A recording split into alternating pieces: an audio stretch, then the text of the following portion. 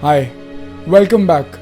I'm Jineet, the J in the Jaywalking Show, and this episode is about a very complex concept.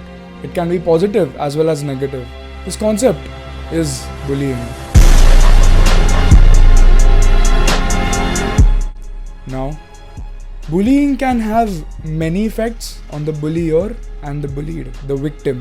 Now, this episode will include a lot of testimonials from actual bulliers and bully victims because I may be a little biased on this topic because I have been bullied myself and I bully people sometimes too.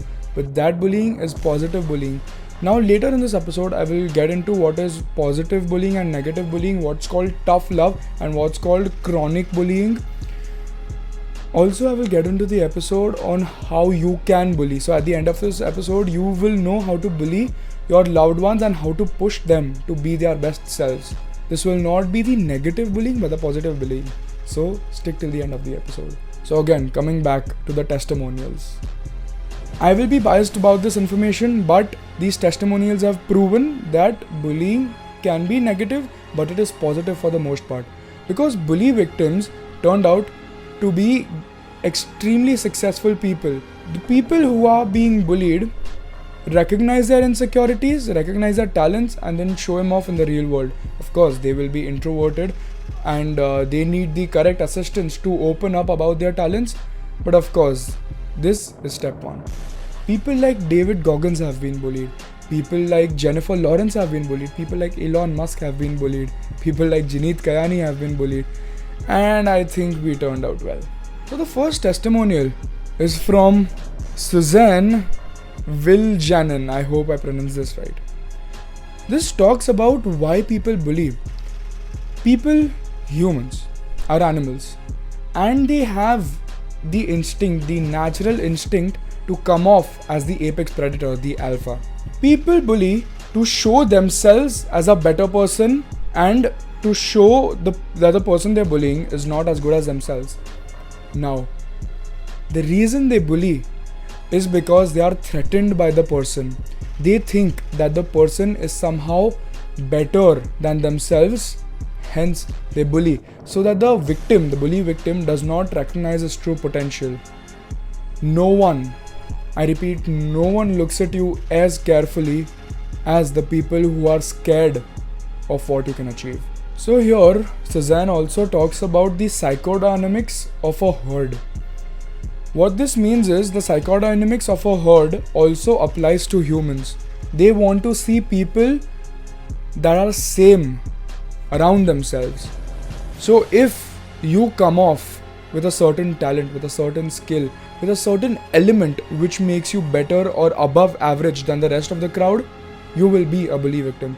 There's a reason why only toppers, the successful people, the achievers are always bullied and not the average people. It's always the front benchers who get bullied by the back benchers. Now I say this because the back benchers are somehow threatened by the front benchers that they will overtake them in academics, in life, in sports, in success, whatever. So these factors go on in a bully's head and they shape his actions towards the people who he thinks are threatening him. So this is a preemptive strike. A bully has a preemptive strike towards the people he thinks may strike in the future. So now, one of my favorite testimonials by Martin Sorda. I found this on Quora. I was bullied in high school. I have to say, I found it quite a vindication that after a long time, I pulled up to the gas station in the town where I grew up in my BMW 730, and when paying for my gas, my biggest bully turned out to be the cashier at 30. Not nice, but hey shit, I can't always be nice. This is one of my favorite testimonials because this is a testament of how a bully victim can recognize his true potential. Now let's tackle a very important question in this episode. Negative bullying versus positive bullying, or also known as tough love. Negative bullying, also known as chronic bullying or physical bullying, is when a bully physically harasses or gangs up with his group of friends or constantly puts down the bully victim. This can lead to depression, physical disorders, mental disorders, and many different side effects, so to say, in the bully victim's head. Now, I'm not saying negatively bully people. Negative bullying is wrong. It is a criminal offense, so to say, and it should not be done. When I say bring back bullying, I mean the positive bullying. Now, I have been bullied in school, but I don't think I have been at the negative side of things, because my bully was one of my good friends, and I was of course obese in school, and he used to always tease me about it, call me names. So that worked as a positive reinforcement for me to lose weight. Another great example: Chef loses 21 stone, which is around 130 kgs, after friend texted him fat fuck every day for 6 weeks. In 6 weeks, he lost 130 kilos. So Jamie Brooks, who has lost over half his body weight, says he feels like a new man because for 6 weeks constantly his friend texted him fat fuck. This is positive bullying, positive reinforcement, tough love. I have been known for friends who reach out to me for tough love. They say that I go to this person if I want to hear good things about myself, and I come to you to get a reality check, to get some tough love, to get some insight. Because what tough love is, that you tell a person up front about their insecurities. You're fat, your hair looks weird, your teeth look weird, you are short, you dress weird. Of course, things like height you can't change, but these are points to insecurities of a person which work as positive reinforcement to better himself. People like Hamza, who is one of my favorite self-help influencers, in his videos always talks about these insecurities and talks straight to the camera and points out your insecurities, which helps the watcher, i.e. me, the content consumer, to gain some insight about myself. What am I doing in life? Where am I going? This works as a strategy in your head. I have these problems and how to tackle them. All of these mentalities, the positive mentality, taking everything in positively, I've covered in one of my past videos, Stoicism, which I'll link up here. Okay, so now, we don't have a choice to be positively bullied or negatively bullied. There are bullies, they exist, and it's their choice to bully us or not, positively or negatively. Now, if you are being negatively bullied, how to tackle that? Say you are weak, you are short, but you need to have the mentality which can tackle a bully. The mentality I'm talking about is having confidence in yourself first and foremost, because all of these bullies work towards breaking your confidence. They don't want you to perform well because they are threatened by you. So the first and foremost point you need to have in your head is confidence. Confidence to do what? To stand up against the bully. Not go crying to your teacher. I mean, do that of course, it's if the bullying gets very bad, but first stand up in front of the bully. If you have seen the Rocky movies, you can see that after they have been robbed, they change their lifestyle from extremely wealthy to back to the streets, where Rocky actually grew up. And Rocky's son is struggling in school, but one day he is taking boxing lessons at his father's gym without his father knowing. One day in school, he stand-ups to his bully who stole his jacket, who stole his lunch money, and takes everything back. After that, he was one of the favorite people in the school and also befriended the bully. Another testimonials, one of my favorite ones. This is by Andy Mebet. The school bully decided to karate kick me as I was walking past him in the playground. Without thinking, I caught hold of his ankle, one-handed. I cupped it from underneath and held on, holding his foot as high as it would go without tipping him over.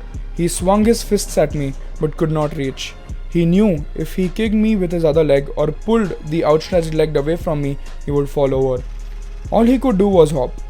So I just stood there without saying a word and held his ankle tight for ages. He shouted at me to let go. He threatened me with all sorts of dire consequences. A crowd formed in a circle around us, laughing a lot at him. He never bothered me again. This is what standing up to your bully means. During lunch, my friends, whenever he would bully me, this bullying was going on since I think the 7th grade. In the end of the 8th grade and the beginning of 7th grade, I fostered some courage to stand up to my bully.